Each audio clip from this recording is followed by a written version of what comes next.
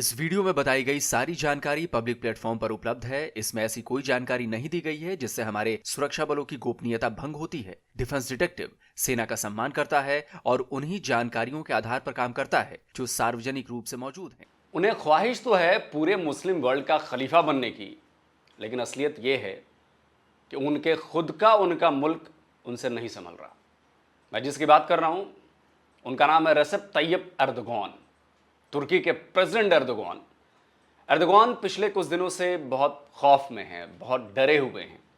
उन्हें इस बात का डर है कि पिछले साल हुए चुनाव में किसी तरह तो वो अपनी सत्ता बचाने में कामयाब हो गए, लेकिन अब देश में एक बार फिर तख्ता पलट के बादल मंडरा रहे हैं। नमस्कार दोस्तों, डिफेंस डिटेक्टिव के एक नए एपिसोड में आप सभी का स्वागत है। मैं हूं आलू। तुर्की में तख्ता पलट यानी कू की कॉन्स्पिरेसी की खबरों ने हड़कंप मचा दिया है। गवर्नमेंट और पॉलिटिकल फील्ड ही नहीं, पूरे देश में एक सनसनी मच गई है। आज के इस वीडियो में मैं आपको बताऊंगा कि क्यों तुर्की में तख्ता पलट की आशंका जताई जा रही है, इसके पीछे कौन कौन से लोग हैं और एर्दोगान इस संकट से निपटने के लिए क्या कर रहे हैं, और क्यों एर्दोगान की तुलना पुतिन और प्रिगोजिन वाले मामले से की जा रही है। तुर्की के प्रेसिडेंट एर्दोगान टेंशन में हैं। उनकी गवर्नमेंट और इंटेलिजेंस एजेंसीज हाई अलर्ट पर हैं और इसकी वजह कू का खतरा। एकेआई प्रेस की इस हेडलाइन को देखिए, लिखा है एर्दोगान ने कू की रिपोर्ट के बाद इमरजेंसी मीटिंग बुलाई। बताया जा रहा है कि मीटिंग 14 मई को बुलाई गई थी।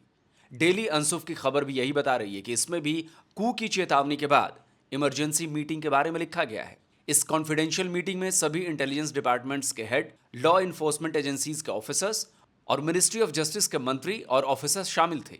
और इसी मीटिंग में कू के खतरे से निपटने के लिए स्ट्रैटेजी तैयार की गई।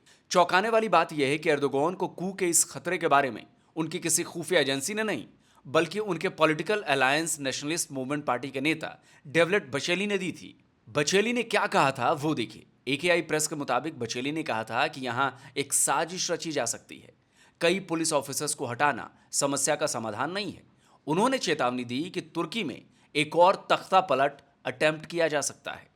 तो जैसा कि मैंने बताया कि एर्दोगान की इस इमरजेंसी मीटिंग में ही तख्ता पलट की कॉन्स्पिरेसी को क्रैकडाउन करने की प्लानिंग कर ली गई थी, और इस मीटिंग के बाद ताबड़तोड़ एक्शन भी शुरू हो गया और कई लोगों को गिरफ्तार कर लिया गया। डेली सबा की हेडलाइन बता रही है कि तुर्की गवर्नमेंट के खिलाफ प्लॉट तैयार करने के लिए 4 लोगों को डिटेन किया गया।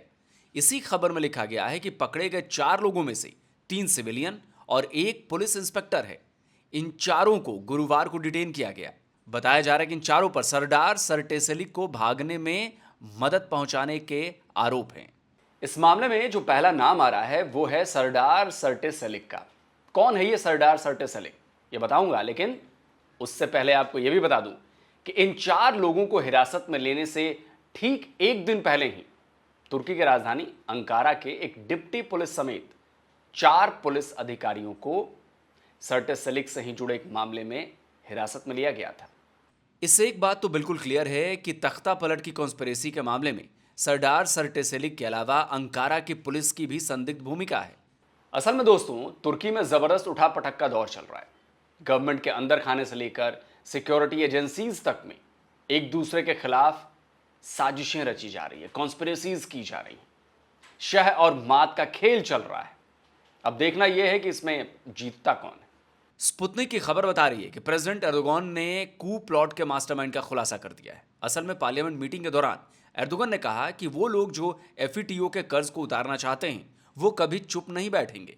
हम जानते हैं कि जो देश के लोगों को बांटना चाहते हैं वो असल में क्या चाहते हैं। असल में एफईटीओ का पूरा नाम है फतहुल्लाह टेररिस्ट ऑर्गेनाइजेशन। इसके लीडर का नाम है मोहम्मद फतहुल्लाह गुलेन। फतहुल्लाह एक तुर्किश प्रीस्ट है। उसने गुलेन मूवमेंट की शुरुआत की थी। इसका गढ़ अमेरिका है। अमेरिका में फेटो के कई स्कूल भी चलते हैं। 2016 के तख्ता पलट अटेम्प्ट के पीछे भी फतहुल्लाह का नाम सामने आया था। तब तुर्की ने अमेरिका पर इस कू अटेम्प्ट को मदद करने का आरोप लगाया था। 2016 में तख्ता पलट की कोशिश के बाद गुलेन तुर्की से गायब हो गया। बताया जाता है कि वो अमेरिका के पेंसिल्वेनिया में रहता है। तो कहने का मतलब यह है कि एर्दोगान ने इशारों इशारों में कू की इस नई साजिश के पीछे भी फतहुल्लाह और अमेरिका पर निशाना साधा है। लेकिन मामला इतने भर का नहीं है। इसके पीछे और भी कई किरदार हैं और भी कई कहानियां हैं। मैंने आपको पहले बताया था कि इस मामले में कुछ पुलिस वालों को डिटेन किया गया है। तो क्या पुलिस वाले तख्ता पलट की इस कोशिश में शामिल थे? रशिया टुडे की इस खबर को देखिए, लिखा है major crackdown reported in Turkish police.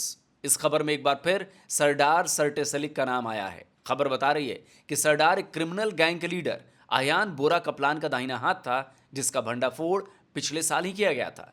Kaplan को पिछले साल सितंबर में एस्नेबोगा एयरपोर्ट पर गिरफ्तार किया गया था। बताया गया था कि कपलान टाइगर्स नाम के अंडरवर्ल्ड ग्रुप का लीडर है। लेकिन इस कपलान की गिरफ्तारी के बाद से ही इसके नेताओं, पुलिस और जुडिशरी के लिंक सामने आने लगे और इसी खुलासे ने तुर्की में हड़कंप मचा दिया। सबसे बड़ी बात यह थी कि इसमें एर्दोगान के एक बहुत करीबी नेता और फॉर्मर मिनिस्टर का भी नाम शामिल था। उस फॉर्मर मिनिस्टर का नाम है सुलेमान सोयलू।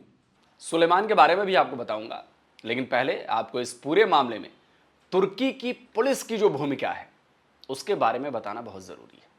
दोस्तों, तुर्की की जिस पुलिस को क्राइम कंट्रोल करना चाहिए था, अपराधियों पर नकेल कसनी चाहिए थी, वो खुद एक बड़े क्रिमिनल गैंग को फैसिलिटेट कर रही थी, उसके साथ थी। और उसमें कोई छोटे मोटे सिपाही नहीं, बल्कि तुर्की की पुलिस के बड़े बड़े ऑफिसर भी शामिल थे। तुर्किश मिनट की यह खबर बता रही है कि 4 पुलिस चीफ को इस मामले में डिटेन किया गया है। असल में हुआ यह था कि पुलिस वालों और नेताओं की मिलीभगत से आयान बोरा कपलान अपना क्रिमिनल गैंग धड़ल्ले से चला रहा था। लेकिन जब वो पकड़ा गया तो सबको अपनी पोल खुलने का डर सताने लगा। जांच के दौरान कपलान का एक करीबी पुलिस का गवाह बन गया था। उसका नाम है सरदार। लेकिन सरदार अचानक ना केवल पुलिस की कस्टडी से बल्कि तुर्की से भी भाग निकला। जाहिर है इसमें पुलिस की मिलीभगत थी। लेकिन भागने के बाद सरदार ने एक ऐसा बम फोड़ा कि तुर्की के पुलिस के भी होश उड़ गए। उसने दावा किया कि उस पर रूलिंग एके पार्टी के लीडर एर्दोगान समेत कई नेताओं के बारे में खुफिया जानकारी जुटाने का दबाव डाला जा रहा था। इसके साथ ही उसने यह भी कहा कि पुलिस ने उस पर ऐसे बयान देने का दबाव डाला जिससे एके पार्टी बदनाम हो जाए। तो इसी मामले में अंकारा के डिप्टी पुलिस चीफ मुरत किलिक समेत 4 ऑफिसर्स धर दबोचे गए। इनके खिलाफ संवैधानिक आदेश के खिलाफ अपराध करने, साजिश रचने और न्यायिक प्रक्रिया पर प्रभाव डालने के चार्ज लगाए गए हैं। तुर्की के इंटीरियर मिनिस्टर ने पुलिस वालों की हिरासत और उन पर लगाए गए चार्जेस की पुष्टि भी की है। दोस्तों, मैंने शुरुआत में ही बताया था कि एर्दोगान के अलायंस पार्टी के नेता बशेली ने इस साजिश की चेतावनी दी थी। उन्होंने इन्हीं पुलिस वालों को हिरासत में लिए जाने के बाद कहा था कि कई पुलिस वालों को हटाना समस्या का समाधान नहीं है। अब इस साजिश में जो सबसे बड़ा नाम सामने आ रहा है उसकी बात करता हूं। वो नाम है सुलेमान सोयलू। सोयलू एर्दोगान के पिछले टर्म में इंटीरियर मिनिस्टर थे। वो एर्दोगान के बहुत करीबी माने जाते थे। यहां तक कि उन्हें एर्दोगान के बाद सेकंड मैन भी कहा जाता था, यानी गवर्नमेंट के फैसलों में उनका बड़ा दखल होता था। लेकिन 2023 के चुनाव के बाद एर्दोगान ने अपनी नई कैबिनेट से सुलेमान को बाहर कर दिया। अब तक ये साफ नहीं हो पाया है कि एर्दोगान ने सुलेमान को क्यों हटाया। कुछ जानकारों का मानना है कि सुलेमान एर्दोगान की जगह लेने के लिए उतावले हो रहे थे और इसी वजह से उन्हें कैबिनेट से बाहर कर दिया गया। कपलान की गिरफ्तारी के बाद हुए खुलासे में सुलेमान का नाम भी सामने आया है। सुलेमान इंटीरियर मिनिस्टर थे, यानी पुलिस पर उनका कंट्रोल था। तभी पुलिस वालों को हिरासत में लिए जाने के साथ ही उन्हें लेकर भी सवाल उठाए जाने लगे थे। प्रेसिडेंट एर्दोगान ने पिछले साल अगस्त में ही सुलेमान के टर्म में पोस्टेड कई पुलिस चीफ्स को भी हटा दिया था। यानी एर्दोगान को कहीं ना कहीं इस बात के इंडिकेशंस मिलने लगे होंगे। दोस्तों, मैंने शुरू में कहा था कि एर्दोगान की तुलना पुतिन और प्रिगोजिन से क्यों हो रही है। उसकी वजह भी सुलेमान ही है। असल में प्रिगोजिन पुतिन का क्लोज अलाइड था, यहां तक कि उसकी प्राइवेट आर्मी भी रूसी सेना के साथ यूक्रेन के अगेंस्ट लड़ रही थी। लेकिन प्रिगोजिन ने अचानक पुतिन का विरोध कर दिया। मामला शांत तो हुआ, लेकिन कुछ ही दिनों बाद प्रिगोजिन की एयर क्रैश में मौत हो गई।